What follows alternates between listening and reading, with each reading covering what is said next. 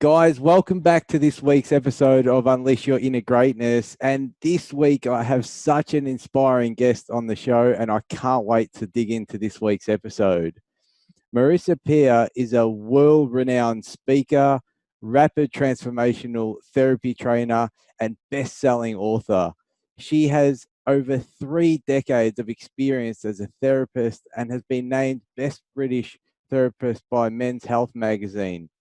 And I was really lucky to see Marisa in presence at the Summit of Greatness hosted by Lewis Howes. And it was one of the most inspiring talks of the whole event. Marisa, I am so excited to have you on the show. Welcome to Unleash Your Inner Greatness. Well, thank you for having me. That's quite an introduction. I have to live up to that, but I'm thrilled to be here. So thanks for inviting me.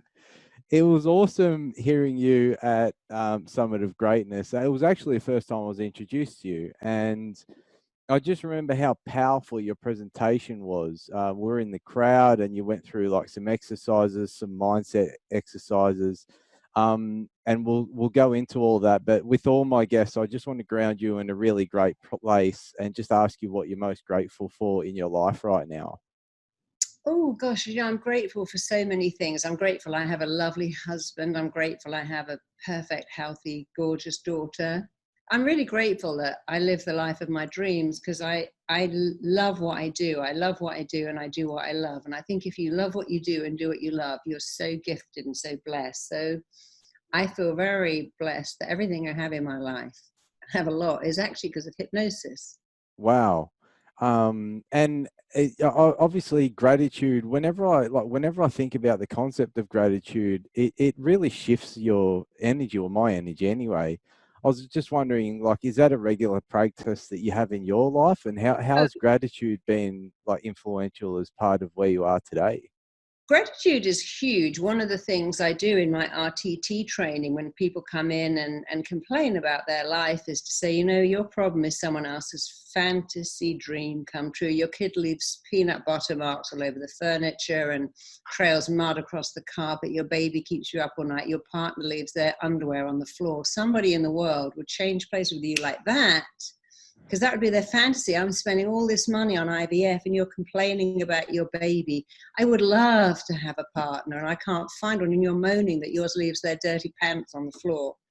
I'd love to have a house that things get rid of. I'd love to have a car that I could moan about the traffic and the commute. If I had a car with gas in and a job to go to, I'd be going, thank you, God, or Allah, or Buddha. And someone else is complaining. So first of all, understand that your problem is someone else's fantasy. And secondly, think, what would I have given 10 years ago for this problem? My husband and I last year, we rented a Porsche and we were driving I was doing a talk in San Diego. And of course, the freeway in LA is a whole new world. And we set off and he was just about to go, this is hell. I said, you know what? Here we are in this Porsche that we've been lent, this lovely white Porsche, going to give a talk in San Diego. It's so prestigious. And we're just about to moan. And you think, 10 years ago, I thought, wow, that's not a problem. That's a fantasy. And so I always, no matter how bad things are, think, well, what's good about it? We just had a situation last month where our house in LA got flooded from top to bottom. We couldn't get back in the country because the borders were shut. But I thought, well, we have insurance. And I didn't actually love that kitchen anyway, which has got to be completely replaced. And we had to go to Turkey for 2 weeks just to get into America. And, it was so amazing. I ended up being really glad that we couldn't have flown straight in because we had such a great time. So no matter how bad things are, you have to think, what's good about this? Even when you're having an argument with your annoying kid or your annoying partner, you have to stop and think, what's great about it? Because there's always something great. And I wake up every day and the first thing I do is go, I love my sheets. I love my first cup of coffee. I love my first cup of tea. I love my little kittens that I rescued that are running around the house. And gratitude is the highest frequency you can radiate at. And if you start in the day going, I love the smell of this shower gel. I love my first tea and I'm going to really savor it. What happens is you get so grateful for little things. And when you have a big thing, it's like Christmas. It's like Christmas all the time. So it's a really good thing to say, I'm just grateful. I've woken up and I'm alive and so many things to be grateful for. I was in Zimbabwe some time ago, because I sponsor an orphanage there. And one of the men working at the place I was staying came up to me and said to me, is it true that women in your country starve themselves deliberately? And I went, yeah, it is. And he went, what? He said, is it true that women in your country eat food, then make themselves sick? I said, yes. And he couldn't understand anorexia, bulimia. They were just like something out of Mars, because in that country there wasn't enough food.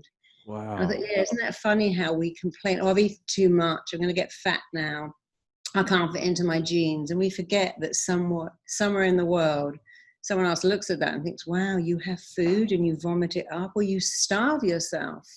And I felt so ashamed explaining that, yes, people do that, because to him that was just like the wildest, most unfathomable thing he'd ever heard of, because they just don't have enough to eat in Zimbabwe.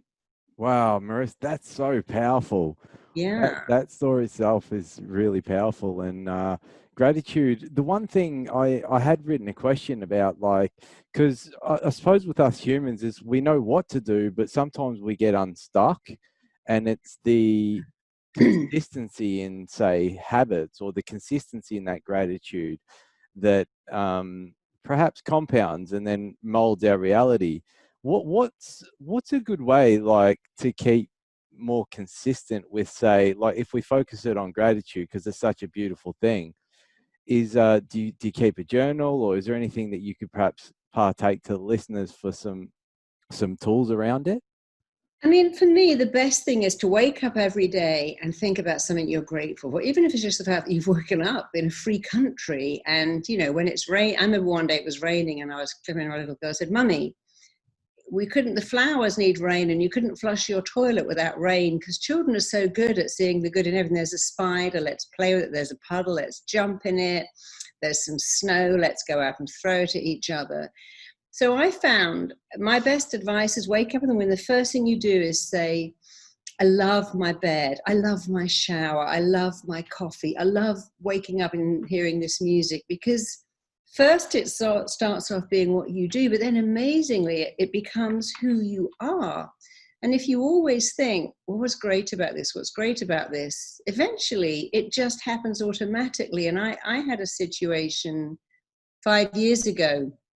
I got a phone call I never thought I'd get, and my doctor said, you know, you have cancer, you have to come in immediately. And I was like, no, that can't be true. That must be a mistake. I'm so healthy and I live such a great life.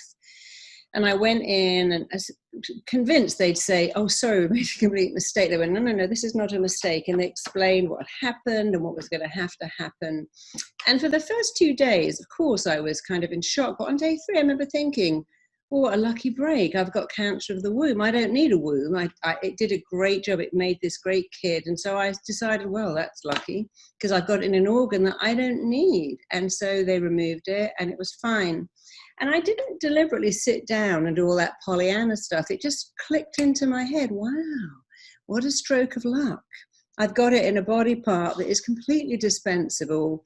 It served its purpose. I don't need it. I mean, I could have it in my eye or my liver, but my womb was kind of surplus to requirements. And that's what happens. It's not that you're some boring, preachy, woo out there person. It's just that it starts off being what you do, but then it becomes who you are. And no matter how bad something is, like when we got the call saying our house had been completely trashed with a flood, my second thought was, I didn't even like that kitchen. I would have replaced it one day. So that's quite I'm getting a whole brand new. I didn't love the floor. I liked it, didn't love it. And I'm getting a brand new floor. And my husband and I both laughed and went, this is so funny, because we would have actually got rid of that anyway. So no matter how bad it is, you can always look for something that's good. But I'm sure there are times when you've had a miscarriage that you can't say what's good about it.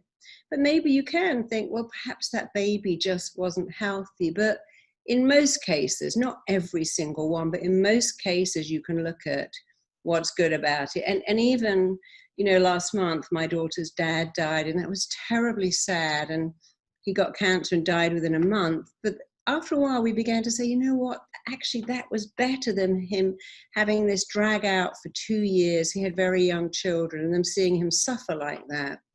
So even in immense pain, if you can look and think, what was good about that? My sister and I remember 5 years ago, my mother died very unexpectedly. And 3 months later, my father died. My sister said, I'm so glad we didn't got two parents. I couldn't go through that a third time. And we went, yeah, that's true. Sometimes you have step parents and extra parents, but that was enough. So even in grief and tragedy, and that's what's happening with COVID. Some people are going, oh, it's awful. I'm so trapped. I'm locked in the house. I can't go out. All my freedom. Saying, other people go, wow, it's actually really great. I'm enjoying a lot of it. And what that tells us is a great truth. What happens to you does not affect you, but what you feel about what happens to you affects you completely. So an event will affect you, but the meaning you attach to it will affect you a million times worse. But that's very good news, because you can change the meaning at any time at all. And if you can change the meaning and make it positive, that on its own will change your entire life forever. I'm so grateful to have you on, Marisa. Thank you. It's such an extraordinary way to start the interview. And for all the listeners, it would be great if we all got up every day and started to, like Marisa said, to acknowledge, I love the sheets, I love my coffee, I love my breakfast and my surroundings. And we can all start the day on such a more positive note. You're an amazing best-selling author. I've got your book, one of your books here, which you kindly signed for me, Ultimate Confidence. And I just wanted to sort of take it back, though, to your humble beginnings. For those who don't know you, what got you into the work? I know that you're sort of responsible for founding Rapid Transformational Therapy, which I've been reading about myself. But sort of like, what was the start? What was the catalyst for getting you into this work? So my father was a very eminent head teacher, or for those in America, principal. And I always wanted to be a teacher. I was told I could never have children. I thought, well, if I could never have children, I should look after other people's children. That's the next very best thing. And I got thrown out of college. And it was actually one of the best things that ever happened. I got on my knees and go, thank you, God, so much that I got kicked out of college, because it just changed the direction of my life. So they threw me out because I wasn't taking it seriously. And I ended up going to Los Angeles and teaching aerobics for Jane Fonda, which was much more fun. When I got kicked out of college, the aerobic boom was just hitting. And so I began to teach aerobics at Pineapple Studios in London. And then someone said, you should go and teach for Jane Fonda in LA. So I thought, well, maybe I will. So I just got on a plane, went to LA, ended up teaching, but it was such fun. But every other woman in my class was bulimic or anorexic or body dysmorphic or exercise compulsive. And I remember thinking, this is so amazing, because these are mental illnesses and they're trying to fix them with diet and exercise. And I came across this absolute genius called Gil Boyne, who was a very eminent hypnotist. And I went to train with him in Burbank. And I still worked for Jane. And I was just taking people out of my class all the time and curing anorexia, bulimia, and exercise compulsive. And that's how I got into it, because I was an aerobic teacher, what you call a personal trainer, thinking, no, this is a mental illness. You cannot cure anorexia with exercise. I mean, anorexics do believe, I ate too much, I'll go and do a huge workout and burn it off. And at the time I lived in West Hollywood, one of my roommates was anorexic, one was bulimic. One would cry hysterically while defrosting an entire cheesecake, and the other would eat one frozen grape an hour. And I remember thinking, this is just so wild. But I was right in the middle of it. It fascinated me. And so I started off only using hypnosis for eating disorders. And believe me, that was enough. I could have worked for the rest of my life in West Hollywood on eating disorders. But I was so fascinated by the way the mind works. And so I began to work on everything from fear of bees to fear of elevators. And because I loved it and was very good at it, I got a lot of offers. Could you be the therapist on Big Brother? Could you be the therapist on I'm a Celebrity, Get Me Out of Here? And I was on many of those shows. And in the end, I remember I had a show in London and America, which was called Celebrity Fit Club simultaneously. Then I thought, I really should write a book. I've got these dual audiences across the pond. And that led me into writing a book, several books. And then people would ring me up and go, you know, I just want to train. I want to see you. I'm in Leeds, or I'm in New Mexico, I'm in Sydney, but I want to see you. And there was only one of me. So that led me to training people to do what I do. But none of that would have happened if I hadn't been thrown out of college and dumped by my first boyfriend. So often rejection can be the best thing that ever happened to you. Yeah. And oh wow, okay. It's and it's a combination of hypnotherapy, psychotherapy, NLP, cognitive behavior therapy, neuroscience, and it's long lasting, but it's also like rapid from what I read about it. Do you have any stories that stick to mind of transformation that, like, throughout Yeah. all the years? Is there one story that's really inspired you that you'd Oh, like to there's so share? many, but so rapid transformational therapy came about because I would listen to my own clients. What do they want? Well, what they want is they want to get better fast. They just want to get better. They want to be freed of their issues and empowered. And interestingly enough, I was teaching my class, and when I teach, I always pick someone from the audience to come up, and up came this girl with anorexia. And she was describing a scene just before she became anorexic where she had seen her father looking at porn, opened the door by mistake, and he was obviously panting very heavily and touching himself. And her first thought was, oh, I couldn't bear someone to look at me like that. And you see, what happens is we make a decision. We don't know. We make a decision. I couldn't bear a man to look at me the way he's looking at those women on the screen. When you make a decision, it's not a decision, it's a command. The mind says, right, I will do anything and everything to make that real. It's like a genie.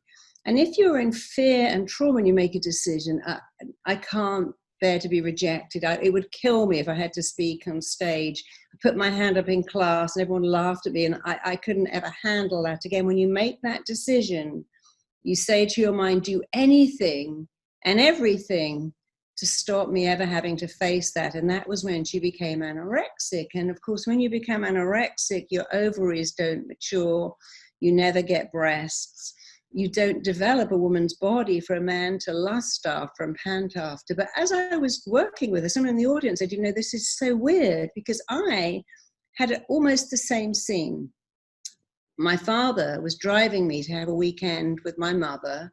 They shared custody, and she came out wearing very tight clothes. He went, look at that slut dressed like that. She is disgusting. What a tramp. And I sat in the back and I thought, oh my God, it would kill me if I was married to a man and he spoke about me like that. I couldn't bear my husband to talk about me. She was only about 10.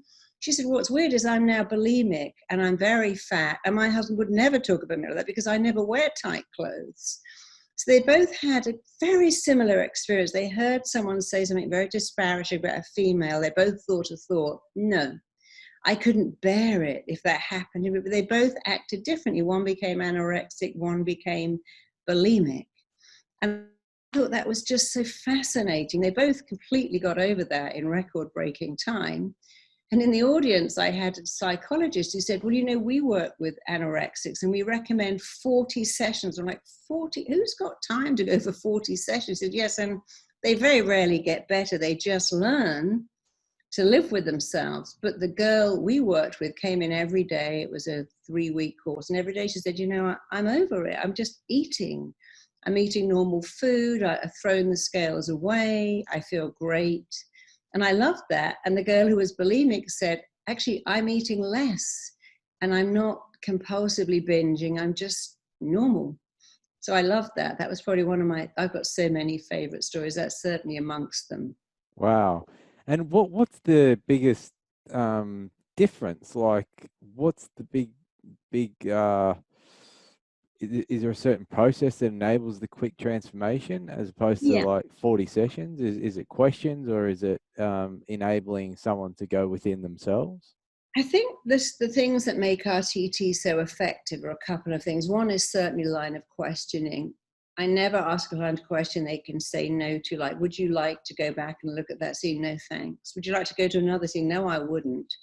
Do you want to talk about that? No, I never, ever ask my client a question they can say no to.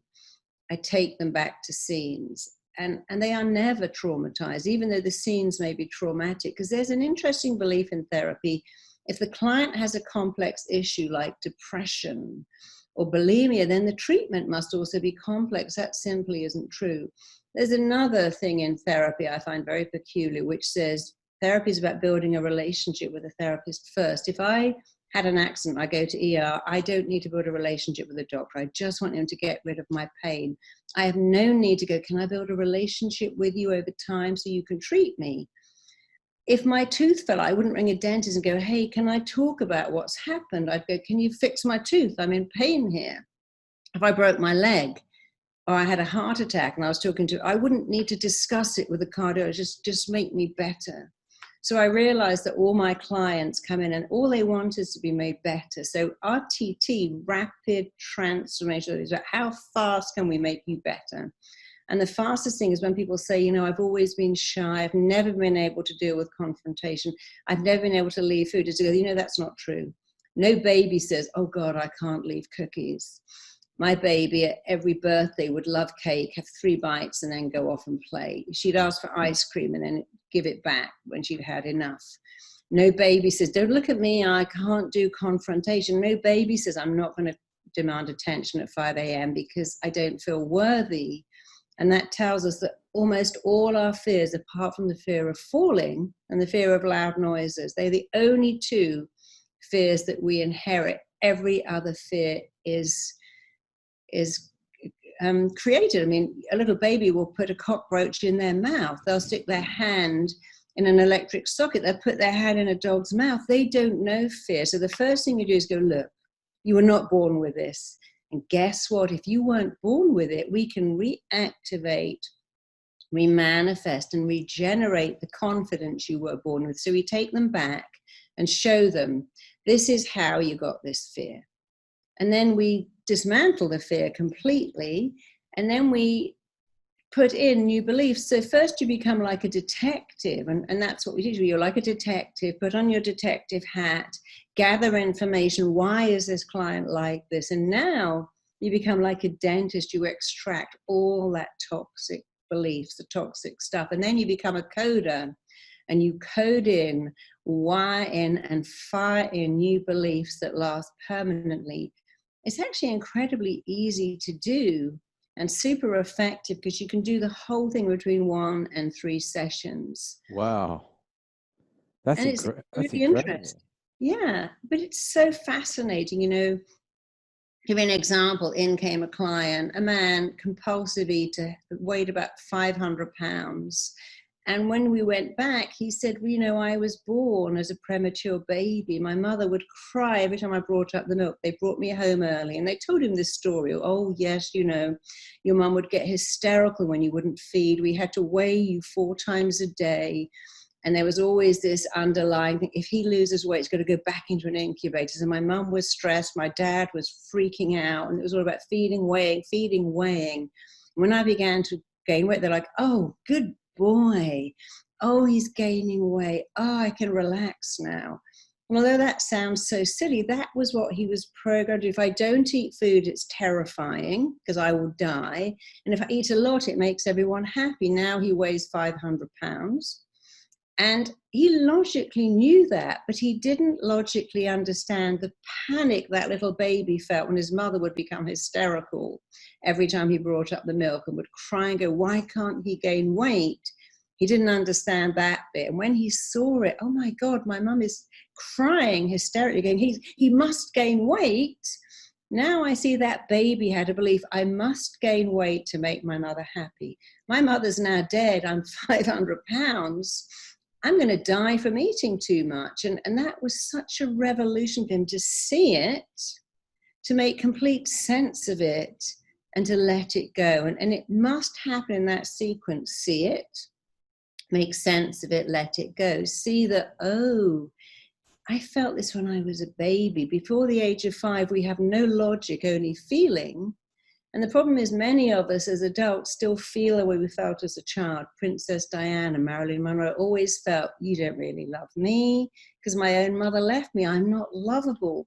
No matter how much you said, come on, Diana, Marilyn, everyone loves you, the feeling from the child remained, no, I'm not lovable. You could see that in Michael Jackson, in George Michael, in Heath Ledger, in Amy Winehouse, in Whitney Houston. These people who have everything except the thing that matters. I'm lovable just the way I am, because that boy felt I'm only lovable if I eat everything my mother provides for me and pack on weight.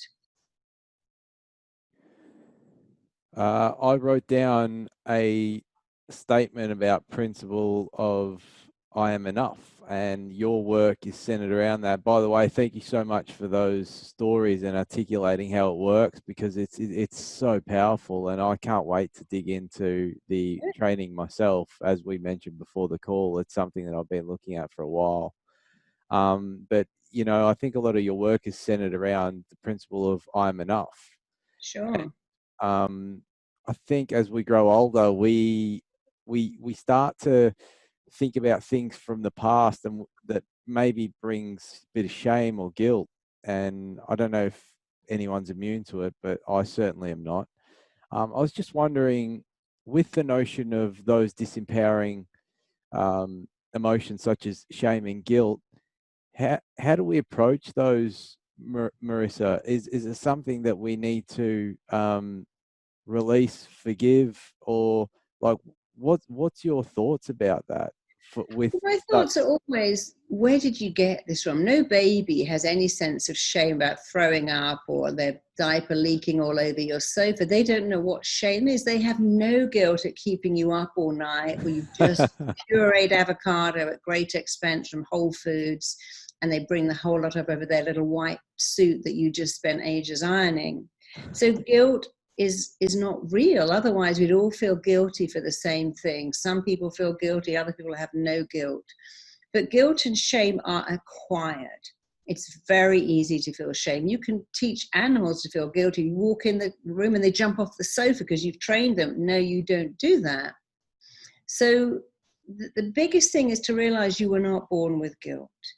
And guilt doesn't make anything better. It doesn't make anything right. It's such a disabling thing. I feel so guilty. If you feel guilty for something you've done, and that guilt makes you never do it again, then you've already advanced your education. If you learned something through guilt, go, I'll never do that again. You know, I thought it was fun to shoplift some candy. I got caught. I was mortified, and I'll never do it again. Then you learned something. You know, the Bible says to err is human, to forgive is divine. I think to err is human, can feel divine, but you got to forgive yourself, because here's the truth. You and I, we're all flawed people. The best we can ever have in life is a flawed relationship with another flawed person. And guilt doesn't right wrongs. It doesn't make anything better. And I have so many clients who come in with guilt. You know, my mum wanted a fourth girl, and my mum wanted a boy, and I was the fourth girl. My mum wanted a girl, and I was the fourth son. And I was in one of my clients telling me that when she was born and her mother was taking her out in Ireland, she was about 8 months old. Somebody came up and said, your poor husband, he's not a man, you know, because you haven't given him a son. And this baby picked up this, oh, that's my fault. Interesting enough, she became a woman who was a plumber, wore very masculine clothes, very short hair, fixed everything herself, had also been a car mechanic, because her belief was, I better be the boy that my father needs to be a man. And so it's so interesting when shame and guilt can make you even reject your gender. It can make you reject. I worked with this amazing girl who told me that she was brought up in a cult, and they said to her at 5, if a man looks at you, it's your fault. It's your fault for making him attracted to you. You've got to be very modest and always cover up your hair in a bonnet. And she said she was so freaked out by this belief. She didn't know how to stop a man looking at her, so she became incredibly fat, and they didn't look at her. And I find with many of my clients with incredible weight issues, have been lusted after, not necessarily abused, but have had a stepfather who looks at them funny, who comments on their body, and the child thinks, I don't want him to look at my body like that. And that there's the decision, there's the command. The mind says, you don't want to look at your body like that.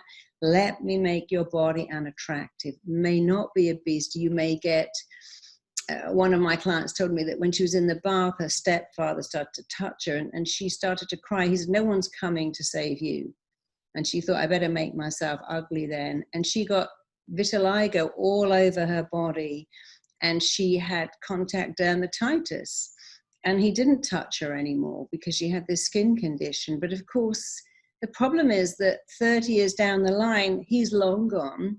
She now has a voice, but she's still got the vitiligo and the skin condition because it had a role, it had a function. And when clients get to see, could this issue I've had for years have a role and a function? When they can find out what it is, then they are so empowered to be free of it. And it's amazing to see that happen in action. When you do finally sort of resolve someone's issues, is it more mindset, or is it something that gets released from a like cellular level? Like, do we store anything cellularly, or is it all in the mind? Well, I think it's both. I think trauma is very much stored in the body. And so what we do in our TT is, once we've gone back and had a look at the scene, and I've done this with audiences of thousands of people, they have to say out loud, that's not me. That little kid who developed asthma because that little kid who got headaches because the parents made her be a grade A student. And I can see the headaches are very useful. They stopped expecting anything of her. But that's not me. It's not me because. And the client must tell you why it's not them. They must justify why it's not them, because they're releasing both physically and emotionally. They're releasing in the mind, they're releasing in the body.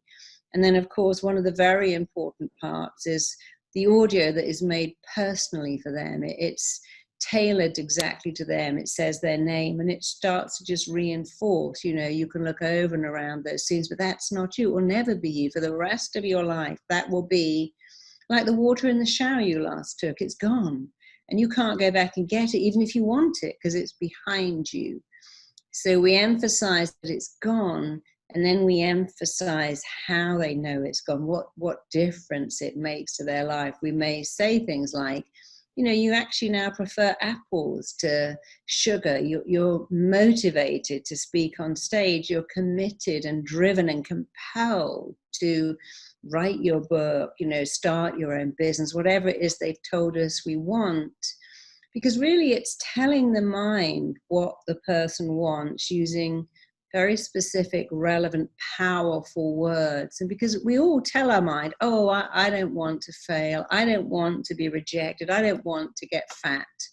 But the mind only responds to words that make a picture. Saying, I don't want to get fat, makes a picture. Saying, I couldn't bear to be rejected, makes your mind believe that you couldn't cope with rejection. And we have this belief that humans are so fragile. They're not. They're incredibly resilient. But no one teaches us that. And Marisa, is there anything that you are working on at the moment? Is there anything that's challenging you in your life right now? And I'm writing a new book, and it's called Tell Yourself a Better Lie. And that's based on the fact that clients come and they go, you know what, I'm just an out of control train wreck. My bum is the size of a house. I'm like, well, I don't think so, because you wouldn't have got in my house if your butt was the size of a house.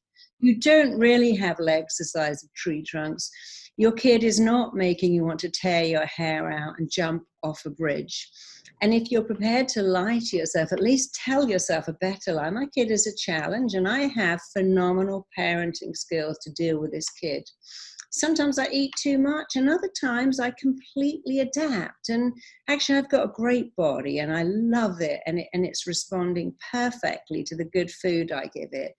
I'm perfectly capable of dealing with a difficult client. In fact, they're my favorite ones because they teach me more. So we all lie to ourselves every day. I'm dying of fatigue. That's not true.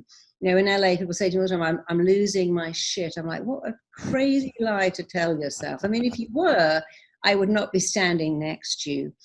But why do you say, I'm going to lose my shit? I'm losing my shit. This is killing me. I'm dying on the freeway. This line at the store makes me want to kill myself. It's like, okay, you're willing to lie. That's good. Now tell yourself a better lie. I'm in the line at the queue at the store and I've got time to have a little conversation with myself. Yes, the freeway is a challenge. I've got all these motivational recordings to listen to. And don't I say every day I want some time to myself? Well, here it is. Yeah. My kid is a challenge. They're not still in your bed when they're 15 years old. They're not waking you up. And they're sitting saying, I've had a nightmare about a scary monster. You don't even know where they are. You wish they were in your bed because they're out somewhere around town. And you're looking at the clock going, where's my kid? So you have to, life is better when you tell yourself a better lie. Yeah. And we all lie anyway, so tell yourself a better lie. You know, my motto is lie, cheat, and steal. Lie to your mind, cheat fear, steal back the phenomenal confidence and drive that you were born with. This is you're taking me back to Summit of Greatness, Marisa. Go on. It's so powerful. It was so amazing hearing you on stage, and it's true, right? I think, and you would probably be able to expand on this, but when we start speaking to ourselves better and in more kind and positive way, is it that our mind starts believing it? Is that what happens?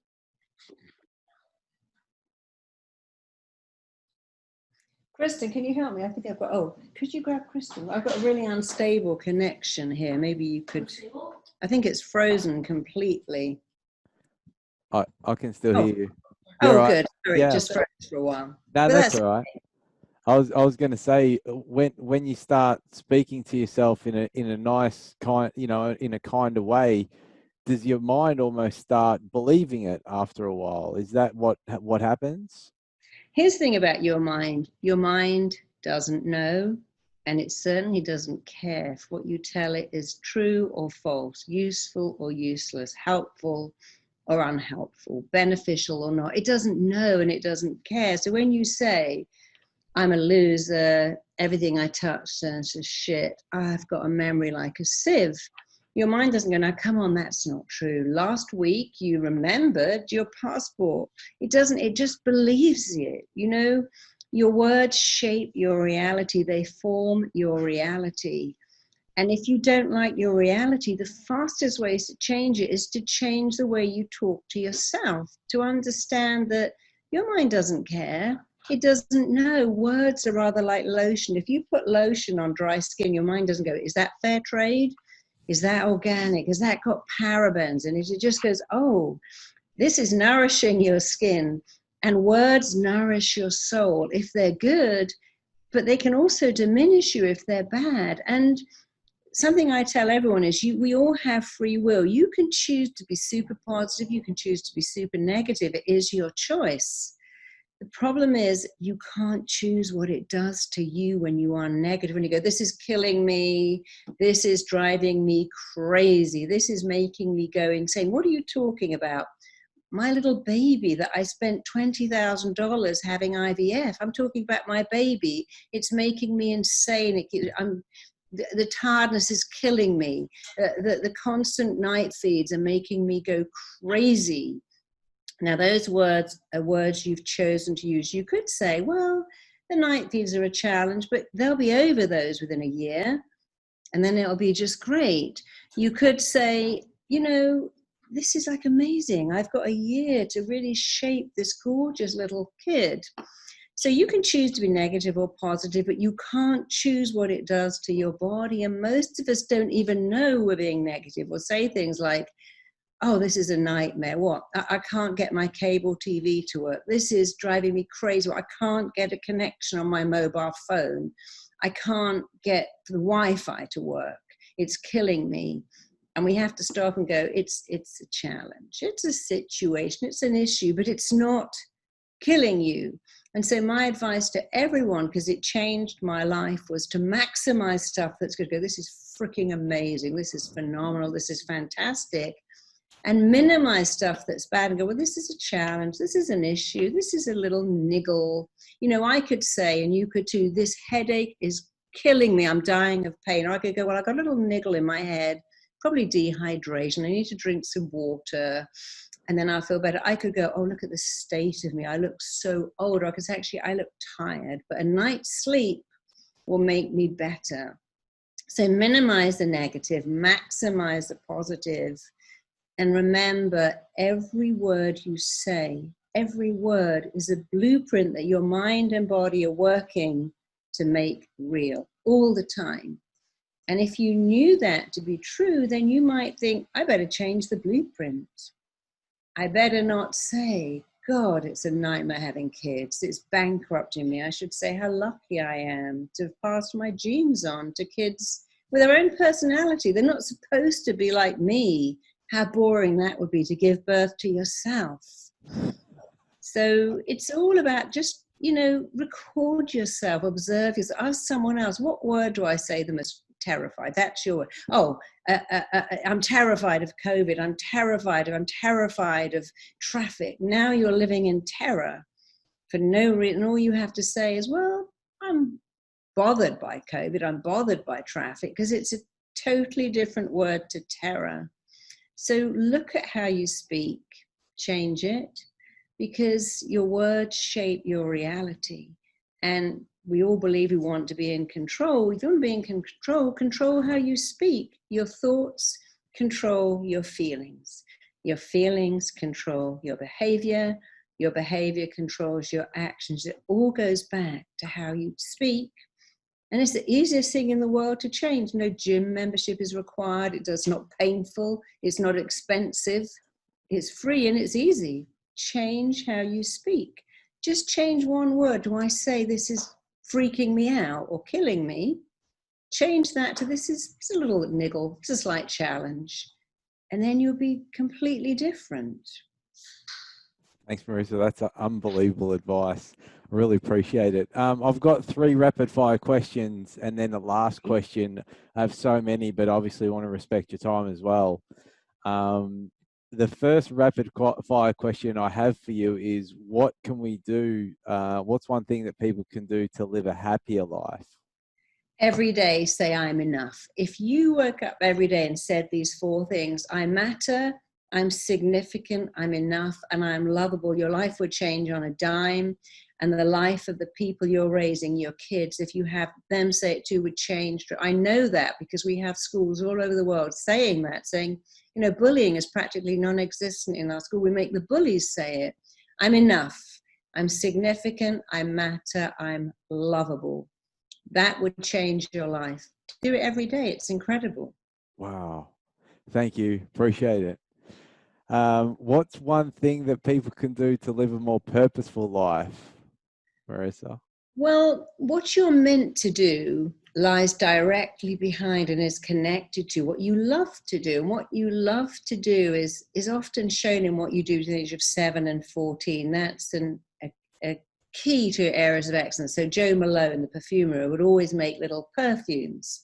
My daughter was always making clothes for her dolls out of Kleenex, and now she's a very successful designer with her own brand. I was always writing stories about troubled families getting better. So it's important to do what you love. When you do what you hate, you pay a price. And one of the reasons I love the fact that I founded RTT is all our therapists say, oh my God, I'm so happy. This is the best job in the world. So find out what you love and be amazing at it. It's hard to be amazing at something you hate. It's easy to be amazing at something you love. Okay, do something you love. And the last rapid fire question is, what's one thing that people can do to live a regret-free life? Well, understand that every mistake, Napoleon said, a man who never made a mistake never made anything. Your mistakes are there to teach you. You know, I walked out once completely naked to put my rubbish out. My front door shut behind me. You can imagine how embarrassing that was. I have never done that since. I never go out of my door with trash without wedging it open with something, making sure that the deadlock is off. You know, that was a mistake. I had another time when I had my car keys and my house keys were separate. I slammed my car door shut, and there was the ignition keys hanging in the ignition. Called out AAA, cost me several $100s. The next thing I did was to clip those two sets of keys together. So it's never happened again. Mistakes teach you something. If you learn from a mistake, you've enhanced your education. So don't beat yourself up for making a mistake. Say, what did I learn? How am I going to make sure that never happens again? It's a bit like, you know, people are going to go, you know, I'm divorced and I feel such a stigma. Like, listen, that was your starter husband. It's like having a starter home, and you learn what doesn't work, and your next marriage will be way better because the first one didn't work. I mean, when people say, you know, I feel so bad that my first relationship didn't work, sometimes they're just not meant to work. Often you have a far better relationship later because you learn who you are. So don't beat yourself up, learn from your mistakes and look back and say, you know, that mistake was actually a really good thing. Yeah, it was meant to happen.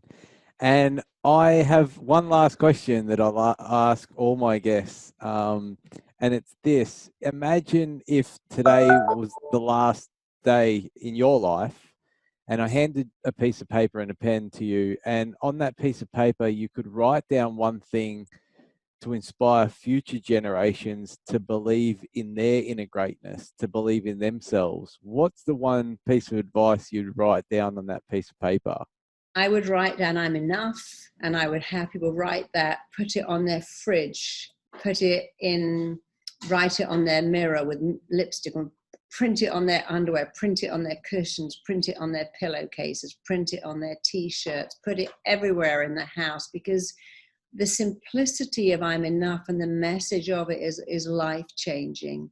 I've worked with thousands of addicts. I've never met one ever who believed they're enough. They all had, I'm not enough. I need more. I need more food, more alcohol, more drugs, more sex, because I'm not enough. I need more praise. I need more stuff. I'm a hoarder or a kleptomaniac or a shopaholic because I'm not enough. I'm having constant surgeries to make myself better because I'm not enough. But you see, if you just flip that to I am enough, now you can take risks. I'm enough. I can invite someone out. If they say no, who cares? I haven't lost anything, but I'm enough so I can take risks. When you feel not enough, you won't take risks. You don't take action because you're always going through this, I'm not enough. I'm not good enough. I'm not smart enough. I'm not interested. I'm not attractive enough. And if you just flip it to I am enough. When you're not enough, you'll always need more. And when you are enough, you can have more, but it stops you being needy. So that would be my piece of paper. You know, we have a movement called I'm Enough. We have a Twitter and an Instagram and a Facebook feed. I have a book called I'm Enough. We give what you might notice that all these bracelets say I'm enough. I have another one here. I have it all over my house on blackboards, on magnets, written in sand. Wow. And it really is a message that will change your entire life, because its strength is in its simplicity, but also in its absolute honesty, because it's true. You know, if you go, oh yeah, I'm a rock star, I'm a goddess, your mind goes, who are you trying to kid? You're not a rock star. You share an apartment with 3 other guys. You haven't got any money. You're not a goddess because you're buying all your clothes in Target. So we argue with ourselves. But when you go, I'm enough, your mind goes, of course you are. You always have been. You always will be. And not only does it make you feel so good, because it's true, it allows everyone else to see it too. You're enough. And then you also see, and everyone else is enough. And it's just the most wonderful belief to have. And anyway, you were born with it. All you're doing, you're not even installing something new. You're reactivating something that was always there. Wow. Oh, I'm so grateful that it's such a powerful takeaway. I've really enjoyed the discussion today, and I think I just wanted to hand it over to you, obviously, just to sort of in the chat. Is there any last sort of words that you have for the listeners? Anywhere they can find you? Any projects that you're working on? If you want to talk a little bit more about Well, believe RTT. in yourself. If you don't believe, how can anyone believe in you if you don't believe in you? That the most powerful words you'll ever hear in your whole life are the words you say to yourself. The most important opinion is yours. When you start to go, I matter, I'm lovable, your mind doesn't go, who is saying that? Your mind believes it. So whatever you want to hear from some absent parent or mean teacher or disappointing partner, say it to yourself. I matter. I'm significant. I've got something to offer the world. I'm lovable just the way I'm enough. Nourish your soul with those powerful words. And if you want more help, go to marisapeer.com. We have so many audios that are completely free. We have them on love blocks, money blocks, health blocks. So they're all free. There's no catch. We don't ask for your credit card. We're happy to give them away. So if you want to develop areas of yourself, go to marisapeer.com. Awesome. If you want to, get some of these bracelets, we're always giving them away. Go to imenough.com. And if you want to do what I do and train to be an RTT therapist, the best job in the entire world by far, which you never need to retire from. You can do in times of COVID. You can pick your own hours, set your own fee, and no background in psychology is required. Go to rtt.com to either learn how to do what I do or to find someone in your area who does what I do, every bit as good as me, because we now have 6,000 RTT therapists all over the world. We have them in prisons, we have them in hospitals, we have them in schools. It's so exciting where this incredible therapy's gone in such a short space of time. You should be so proud, Marisa. I'm so grateful to have come into your world, and I'm definitely looking to do RTT and hopefully be an advocate for your training. Thank you so much for coming on. I'm immensely grateful. I know that you're in demand and you're speaking and traveling the world between here, the US and the UK. So just once again, I really appreciate you coming on. It's been really profound, and everyone, please buy Marisa's books. Please, give her a shout out, and I'm sure she'd really appreciate the acknowledgement and her time tonight. And we have hundreds. We put up about 4 new videos a week on YouTube. They're all free, and they're just helping you be the best you that you could be easily, without effort, without cost. So go to YouTube and put in Marisa Peer. There's so much stuff that will change your life. And your Instagram's doing really well also. Yeah, really well, because it's so easy to help people. My dad always taught me, he was a principal, helping people is what life is all about. And he wanted me to be a teacher. And it's so funny that I resisted that, got thrown out of teacher training college. And now I kind of am a teacher, but just a different teacher to him. So It's funny how life works out. And I'm going to leave you on this, Marisa. When I met you at Lewis Howe's event, I remember coming to the book signing and you gave me the most incredible hug. The photo, I'll never forget it, because you almost it was like just suction cups. You embraced me, and you made me feel so great. And it was just such a magnificent moment. So for me, this is a bit of a dream come true, to be honest. After I saw you on stage, I was like, it would be awesome to speak to Marisa. So I just want to graciously acknowledge you, just from a young aspiring entrepreneur who's got, some small to big dreams. It really means a lot to me that you come on tonight. So thank you so much. Oh, thank you. I love my job because I make people feel good about themselves. There isn't a better job in the world than that. And so that feedback you just gave me is amazing, because I always hug people the way I know they like to be hugged. It was awesome. Thank you. Well, I'll let you be. Thank you for coming on. And guys, you know what time it is. It's time to go out there and unleash your inner greatness.